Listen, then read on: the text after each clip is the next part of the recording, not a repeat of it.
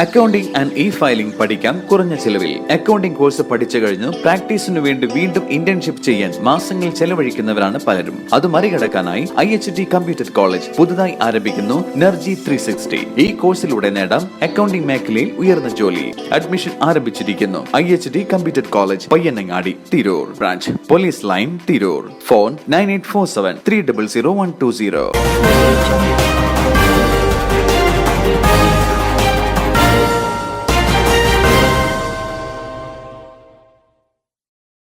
നമസ്കാരം, പ്രഹേളിക ന്യൂസിലേക്ക് സ്വാഗതം. ഞാൻ ധ്യാന.